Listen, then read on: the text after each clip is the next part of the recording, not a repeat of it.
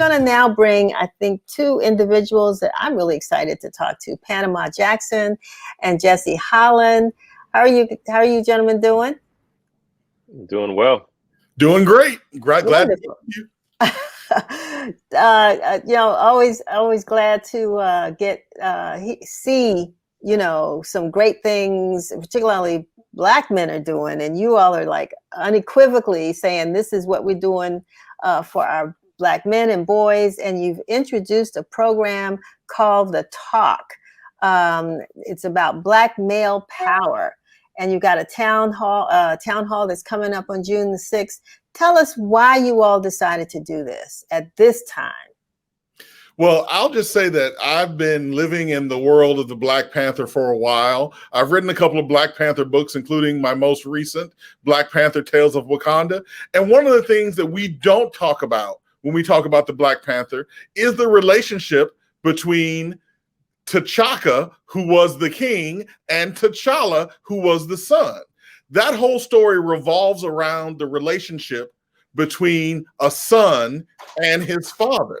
So as we move into the summer, especially as Father's Day comes up, we want to bring some Black fathers together and talk about what it's like being a Black father in America right now and what lessons we can pass down to our children.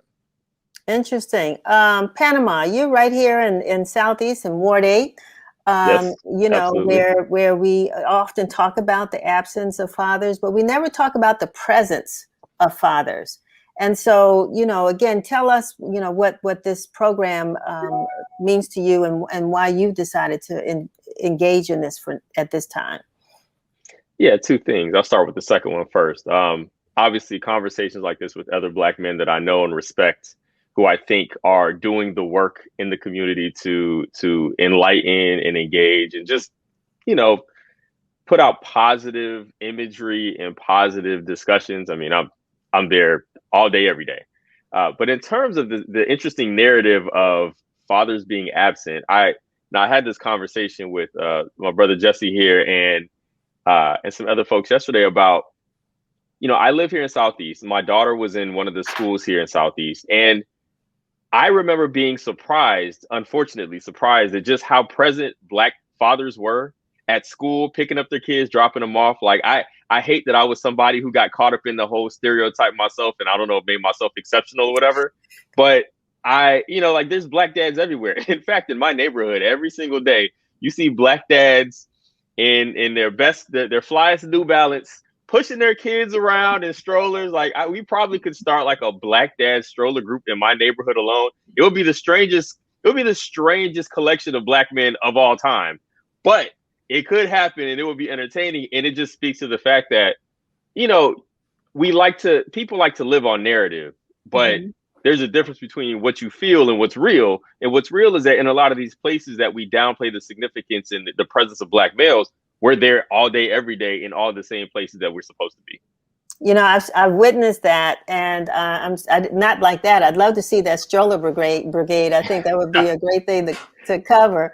We see that you started off, Jesse, talking about what we see in films. One of my favorites, folks couldn't understand why, was Barbershop. Right. I mean, here you had a grandson.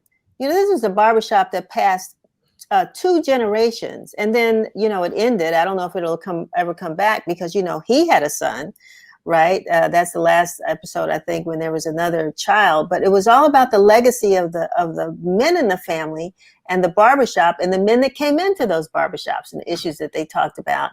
I mean, tell us how you feel media has helped to perpetrate this myth or whatever of the Black father. Well, one of the things that we can say about America immediately is that stereotypes are easy. We all fall into these ideas of the media narrative about who Black men are. Black men aren't there. Black men abandon their children. Black men aren't educated. But sometimes we need to ignore that media narrative and look at what actually exists in our neighborhood. Just like Panama was talking about the Black Father Stroller Brigade, every time I take my son to a soccer game or my daughter to her lacrosse games, I see tons of Black fathers there on the sidelines, helping cheer, helping coach, bringing water to their children.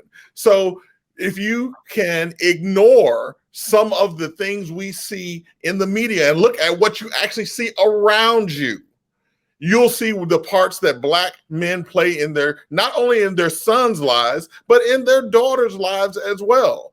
And I will also say this, sometimes we as Black men don't toot our own horns enough on the things that we're doing.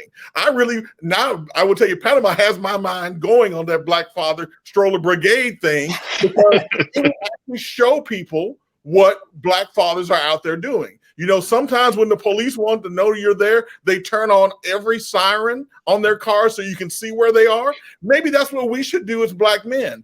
This is what we're doing with this panel. We're saying as Black men, we're going to stand up and we're going to talk about the things that we are doing instead of just listening to the narrative of the things that we're not doing.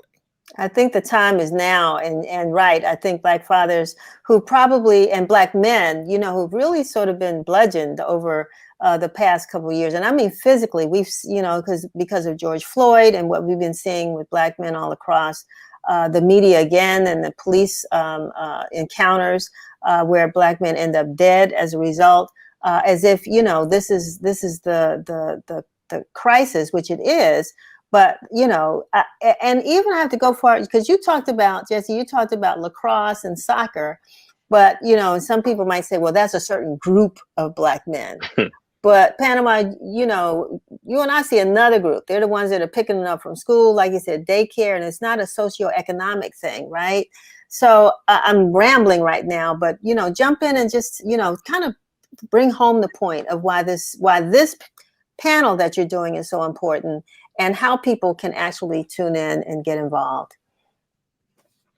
Yeah, I'll start. Yeah, I'll start that off. I mean, it's important to have these conversations in general, just because there are conversations that are happening in the community, whether we have a panel doing it or not, right? And, you know, we're the men involved are all active fathers in the lives of their kids. But, you know, most of the men that I know are active fathers in the lives of their kids, regardless of the social, you know, regardless of any of that stuff. You know what I mean?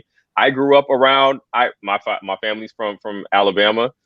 There are people without a ton of money, but everybody was still present. The men are present. You know what I mean? So I think it's good to have these conversations and the ability to have these talks, just so you can see what men are talking and how we talk to one another and how we frame these conversations. Because, you know, the barbershop is the Black man space. It has become that, right? It is the Black man space. And listen, it is a place where you can hear the most ridiculous things on the planet and a defense of the most ridiculous things on the planet. And that's what makes it so entertaining and why it's such a coveted space. But it's also a place where you can hear Black men talking about what matters to them, what matters to the community, their families, what they're doing with their families. You know, you can see all that kind of stuff. I'll give you a real quick story about that. I just took my son to get a haircut last week, and he doesn't like getting a haircut. He's real squirmish about it. The barber in the barbershop full of Black men turned on a kids movie for him just to keep him still so that he could get his haircut. And you know what? My son stopped, paid attention to the movie, started asking the barber questions. I'm like, this is a man who has kids, because he thought about, what can I do to get this kid? You know, exactly. We see that kind of engagement, that kind of interaction. Like, we get it, we understand it. So, you know, these kind of talks are important because they just show what Black men are already doing, but it allows us a wider stage for those people who may not get it. And I think that's kind of partly what Jesse had in mind with these kind of conversations, you know, just putting a bullhorn, like he's talking about, and a spotlight on the things that we're already doing, but allowing us to toot our own horn a little bit. The other challenge, though, is that, you know, we always see a lot of Black men on the corner. I mean, so much so, you know, Jesse, it became a movie or series, The Corner. But that's also a very dangerous place. A lot of times for Black men, and people are always making the challenge where if Black men are so great, why they keep killing each other. We talk about the police and the police killing Black men. What about Black men killing each other? How would you all respond to that? Well, I'll just say quickly, it's not like we can't multitask. Let's just put it like that. Yeah, and My response to that is a response that I would have most times. Like, one group is intending to do me harm. One group is supposed to be stopping another group from doing me harm, right? And I hate the fact that if I'm sitting in a space where one guy has a gun at me and the police show up, that I don't know who's going to be the one to take me out. Like, that shouldn't be the case, right? One group is supposed to be protecting and serving, and well, that's an issue that we're having in our community where we don't have that faith and trust in a police force. You know what I mean? So look, we have work to do in our own community to ensure that our community manages to succeed and thrive and sustain and maintain. But that does not mean that we cannot focus on a group that is supposed to be protecting and serving, that we pay for, that we pay with our tax dollars to exist in, and not come in and do harm just because of stereotypes that they're living and thriving upon. Like, just because of the way that you view a community doesn't mean you have to treat a community that way. So, look, black on black crime is a myth. We all know that. Crime is a thing, but black on black crime is a myth, right? And I think that it would do really well for individuals who work in places of law enforcement to really understand that people are people. We all want the same things, so treat us all like humanity should not be something you have to earn. You should start there. Right, you should start with exactly. humanity and allow people the dignity of their reality before you show up and take out little children and grown men who've done nothing more than stand in a place or just exist to begin with because of the color of their skin. Well, I want to thank both of you all for being with us today. And I want you to just give one more shout out about the event that's going to happen on June 6th. Give us the details so that we can make sure that we can promote that to our viewers.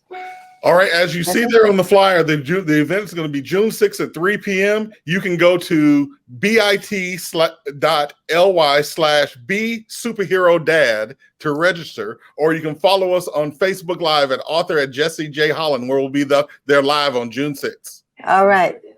Can we, Shevry asked if we could put that in the comments so that we could share it also. And I hope that you all break the internet.